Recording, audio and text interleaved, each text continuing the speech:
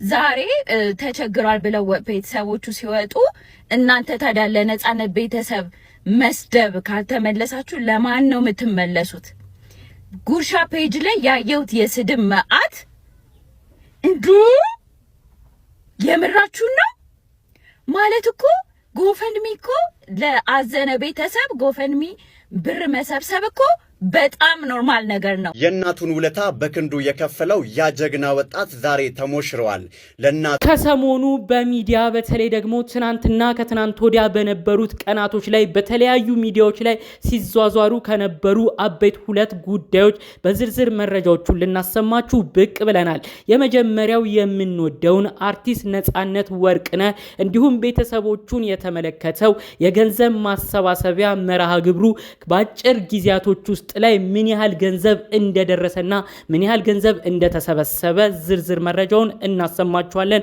ከዚህ በተያያዘ ዜና ደግሞ አንዳንድ ቦታ ላይ ስለተናሱ ወቀሳዎችና ትችቶችንም እናስደምጣችኋለን። በሌላ በኩል ደግሞ እንግዲህ ሁለተኛ ዜናችንን ይዘን የምንመጣላችሁ ብዙዎቻችሁ ታውቁታላችሁ ብዬ አስባለሁኝ። ከአዲስ አበባ ዩኒቨርሲቲ ሲመረቅ እናቱ የምትሰራውን ስራ በማስታወስ በጋውን ሆኖ እንጨት ተሸክሞ እናቱን ያከበረው ኤፍሬም የተባለ ወጣትን የሚመለከት ዝርዝር መረጃ፣ የሰርጉን ሁኔታም በማስመልከት አጠቃላይ ስለሱም የተባሉ መረጃዎችና የሰርግ ምኞቶችን እናሰማችኋለን። ሰላም ጤና ይስጥልን ውድ የሀገሬ ልጆች፣ በያላችሁበት ሰላማችሁ ይብዛልኝ። ዛሬም አዳዲስ በሆኑ መረጃዎች ነው ብቅ ያልነው። ለቻናላችን አዲስ ከሆናችሁ ሰብስክራይብ በማድረግ ሁሌ የምንለቃቸው ቪዲዮዎች እንዲደርሱ ይሁን። ቀጥታም ይዘን ወደ መጣነው ዝርዝር መረጃዎቻችን እናመራለን። በጥቂት ሰዓታት ውስጥ $33,000 የነፂ ቤተሰቦችን ለመደገፍ ዓለም አቀፍ ርብርብ ተጀመረ። አሁንም ይመጣል እያልኩ ነው የምጠብቀው ወይዘሮ ንጹህ ዘር በላይነህ የነፂ ባለቤት የተናገረችው ቃል ነው። በአጭር ጊዜ ውስጥ ተለይቶን የሁላችንንም ልብ የሰበረው ተወዳጁ አርቲስት ነጻነት ወርቅነህ ወይም ነፂ ባለቤት ከታማኝ በየነ ወንድም ጋር ከተወልደ በየነ ጋር ባደረገችው ቆይታ የተሰማትን መሪር ሐዘን እንዲህ ስትል ገልጸዋለች። ነፂ ካሁን ይመጣል እያልኩኝ ያለሁት ባለቤቴን የልጆቼን አባት ነው ያጣሁት። ይህ ቃል የሚወዱትን ሰው በድንገት የማጣት ከባድ ስሜት መግለጫ ነው። ነፂ ለጥበብ ስራው ብቻ ሳይሆን ለቤተሰቡም ምሰሶና ለሶስት ልጆቹ አርአያ አባት ነበር። ዛሬ እኛም ለባለቤቱና ለልጆቹ በጋራ የምንቆምበት ወቅት ነው። የአርቲስቱ የቅርብ ጓደኛ አስኔ ወይም ማስናቀ ለነፂ ቤተሰቦች ቋሚ ድጋፍ እንዲሆን ታስቦ የተጀመረውን ዘመቻ አስመልክቶ የሚከተሉትን አበይት መረጃዎችን አጋርቶ ነበር። አንደኛ፣ የጎፈንድሚ ዘመቻ ተጀምሯል። ለባለቤቱና ለልጆቹ የወደፊት ህይወት መደገፊያ የሚሆን ይፋዊ የጎፈንድሚ አካውንት ተከፍቶ ስራ ጀምሯል። ሁሉም የነፂ አድናቂዎችና ደጋፊዎች አቅማቸው በፈቀደ ሁሉ ከጎናቸው እንዲቆሙ ጥሪ ቀርቧል። የጎፈንድሚ ሊንኩም በተለያዩ ቦታዎች ላይ ተገልጸዋል። ሁለተኛ፣ አስደናቂው የኢትዮጵያውያንና ኤርትራውያን አንድነት። ይህ የድጋፍ ጥሪ በተከፈተ በጥቂት ሰዓታት ውስጥ $33,000 በላይ ሊሰበሰብ ችሏል። ይህም በመላው ዓለም የሚኖሩ ወገኖቻችን ለነጻነት ወርቅነህ ያላቸውን ጥልቅ ፍቅርና አክብሮት በተግባር እያሳዩ መሆኑ ትልቅ ማረጋገጫ ነው። ይህንን ያስነበበው መረጃውን ያካፈለው ጉርሻ ፔጅ ነው። እስካሁን ድረስ የተሰበሰበውን ገንዘብ በመግለጽ ይፋ አድርጓል። ጉርሻ ፔጅ ቀደም ብሎ የነፂ ቤተሰቦች በተለይም ባለቤቱና ልጆቹ እንዲረዱ በማሰብ የጎፈንድሚ አካውንታቸውን ቀደም ብሎ አስቀምጦ ነበር። ታዲያ እንግዲህ ይህን ተከትሎ ነው ብዙ ወቀሳ ሲያደርሱ የነበሩ ሰዎችን የተመለከት ነው። እንዴት ነው አሜሪካን ሀገር ለሚኖር ሰው የሚረዳው?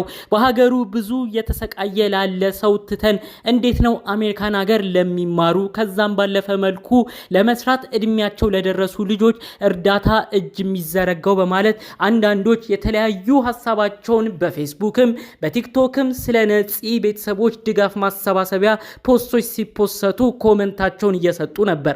ያንንም ተመልክቶ ነው ብዙዎች እባካችሁ መርዳት ማንችል እንኳን የማይገባ ሐሳብና አስተያየት ከመስጠት እንቆጠብ በማለት ሐሳብና ምክራቸውን እየገለጹት ነፂ ነፍሱን ይማረውና ከኢትዮጵያ አሜሪካ እየላከ ነበረ ልጆቹን አንቀባሮ የሚያስተምረው። ይህንን ነገር ሚስቱ መስክረዋለች። እኔም ብቻዬን የማረገው ነገር አልነበረም፣ ሁሉን ነገር ከነፂ ጋር ነበር እየተመካከረን የምናረገው። በልጆቼ እያንዳንዱ የህይወታቸው ጉዞ ላይ እያንዳንዱ ምዕራፋቸው ላይ ነፂ ውሳኔ ይሰጠኛል። ሲያምብኝ ቀድሜ የሚደውለው ለነፂ ነበር። አሁንም ማማክረው ማንን ነው በማለት እጅግ በተሰበረ ልብ ውስጥ በመሆን ስሜቷን ገልጻለች። አርቲስት ነጻነት ወርቅነህ ስርዓተ ቀብሩ በሚፈጸምበት ሰዓት እንግዲህ አስቀድመው ባለቤቱን መናገር የጀመሩ ሰዎችን አንዳንድ ቦታ ተመልክተን ነበር። እንዴት ነው ማስክ አድርጋ የተቀመጠችው? እንዴትስ ነው እማታለቅሰው? ይህ ሀዘን እኛን እንኳን አስደንግጧል። ባለቤቱ ግን ምንድነው ተሸፋፍና የተቀመጠችው? በማለት አንዳንዶች የማይገባ ሐሳብ መልእክታቸውን ሲያደርሱ ነበር። ታዲያ ጠቅለል ባለ መልኩ የነጻነት ወርቅነህ ባለቤት በነበራት ቆይታ እንዲህ ነው እንዲያ ነው ሳትል አጠቃላይ ስላሉት ነገሮች ስለሷ ስለሚወሩት የተለያዩ ዝርዝር ጉዳዮች እንዲህ ብላለች። ብዙዎች ሌላ ነገሮችን እየተናገሩ ይሆናል። ምንም የምለው ነገር የለም፣ ምንም የምመልሰው ነገር የለም። ነገር ግን ሰዎች የሚናገሩት ለነፂ ላላቸው ቦታ ነው፣ ለነፂ ላላቸው ፍቅር ነው ብዬ በዛ መልኩ ተረድቻለሁ ስትል እንግዲህ ያላትን ነገር ጠቅለል አድርጋ አሰምታለች። በሌላ በኩል እንግዲህ ኤፍሬም የተባለ ግለሰብ ተሞሽሯል። ወደሱ መረጃ ነው እማመራችሁ። የእናት ኩራት የትጋት ውጤት ከ3 ዓመት በፊት እናቱን በክብር በእንጨት ተሸክሞ በማስደመም የአዲስ አበባ ከንቲባ ወይዘሮ አዳነች አቤቤን ጨምሮ የመላው ኢትዮጵያ ልብ የነካውን ቀን ትዝ ይላችኋል። ያኔ እናቱን በክብር በማሰብ ያሳየው ፍቅርና መልካምነት ለሁላችንም ትልቅ ትምህርት ነበር። በጊዜውም በክብር ከንቲባ ለእናቱ 2 ክፍል ቤት ኮንዶሚኒየም መሸለሙም አይዘነጋም። መልካምነት ለራስ ነው እንዲሉ በወቅቱ ያሳየው አስደናቂ የእናትነት ፍቅርና ለትምህርት የነበረው ጽናት ዛሬ ለደረሰበት ስኬት መሰረት ሆኖታል። ዛሬም ኤፍሬም ከጮኛው ቤተልሔም ጋር በትናንትና ዕለት ትዳር በመመስረት የህይወቱን አዲስ ምዕራፍ ጀምሯል። በታሪኩ ያስተማረን ቁም ነገሮች እናቱን አክብሮ ለክብር በቃ፣ በችግር ውስጥ ሆኖ ትምህርቱን አጠናቀቀ፣ በትጋቱ የብዙዎችን ድጋፍና አድናቆትን አተረፈ። ለጀግና ወንድማችን ኤፍሬምና ለውቢቷ ቤተልሔም እንኳን ደስ አላችሁ በማለት ጉርሻ ፔጅ መልካም ምኞቱን አስተላልፏል። በመቀጠልም ትዳራችሁ የሰላም፣ የፍቅር፣ የደስታ ምንጭ እንዲሆንላችሁ ከልብ እንመኛለን። ፈጣሪ በመካከላችሁ የማይነጥፍ ፍቅርን የማይጎድል በረከትን ያፍስስባችሁ በማለት የትናንትናው ጀግንነት ዛሬ በቤትህ ሰላም ሆኖ እንዲቀጥል ምኞታችን ነው ሲል ጠቅለል ያለ ጥሩ ምኞቱን ጉርሻ ፔጅም ለዚህ ወንድማችን መልእክቱን አሰምቷል። ጠቅለል ባለው መረጃዎቻችን ዛሬ ዘንላችሁ የመጣነው ጉዳዮቻችን ይህን ይመስሉ ነበር። በሌሎች ቪዲዮዎቻችን እስክንገናኝ ሰላሙን ሁሉ ተመኘሁላችሁ። ሰላም።